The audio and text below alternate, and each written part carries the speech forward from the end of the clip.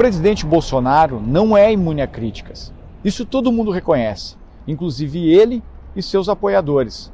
Numa democracia, é natural que haja manifestações contrárias ao governo.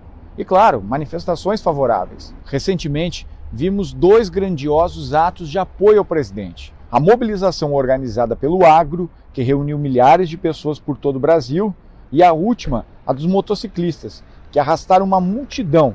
Em ambas, o que se viu foi o forte apoio popular e os atos extremamente pacíficos e ordeiros. Só que os protestos deste último final de semana, alegando defender a vacina e o impeachment do presidente Bolsonaro, foram na contramão daquilo que se entende como espírito democrático. A esquerda brasileira se tornou uma especialista em atirar no próprio pé. O tiro, mais uma vez, saiu pela culatra. Nas manifestações do dia 29 de maio, voltamos a assistir lamentáveis episódios de violência que mancham a história da democracia brasileira. Pessoas inocentes foram atingidas e feridas em meio a confrontos. Bonecos em alusão ao presidente Jair Bolsonaro foram chutados e queimados em praça pública. Os atos também foram marcados por vandalismo, depredação ao patrimônio público e pichações. Os atos deste final de semana serviram para relembrar a prática política do grupo que comandava o país até 2018. Os eventos serviram, na verdade, para um outro fim, para refrescar a memória dos brasileiros e fazer todo mundo lembrar quem é que faz política com ódio e com rancor e por que razão a sociedade brasileira deixou de acreditar nesse lado político.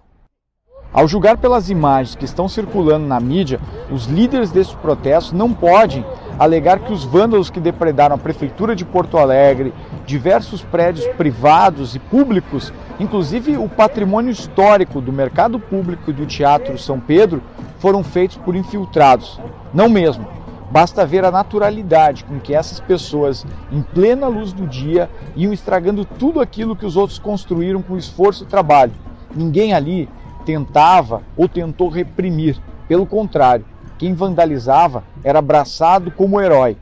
Em Santa Cruz do Sul, um vereador do PT chamou de teatro a facada disparada contra o presidente. E mais, chamou de imbecil o criminoso Adélio Bispo por não ter levado a efeito o golpe contra o presidente. Uma verdadeira vergonha, uma verdadeira baixaria. O governo se especializou em criar notícias falsas. Começou com o teatro da facada no mito, porque se não fosse o teatro, se não fosse um teatro mal ensaiado, por sinal, nós só teríamos que dizer: Adélio, seu imbecil, por ter errado. Nós poderíamos estar livres desse mal. Não são com atos, com gestos assim que se vai mudar alguma coisa de verdade nesse país. Eu volto a dizer, político algum é imune a críticas.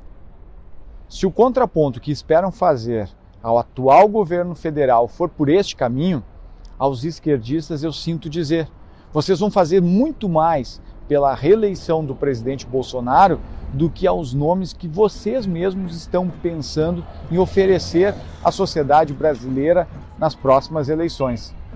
Diferente do que algumas pessoas acham, o brasileiro tem maturidade política sim, e consegue reconhecer quem faz política com ódio, com rancor, com ressentimento. O Brasil precisa nesse momento de muito mais serenidade, de muito mais equilíbrio e de responsabilidade. Só assim de verdade é que nós vamos conseguir superar essa pandemia e toda a crise que ela nos entregou. Mais do que nunca, repito, é importante termos equilíbrio, serenidade e responsabilidade. Todos os brasileiros precisam ver essas ações da classe política.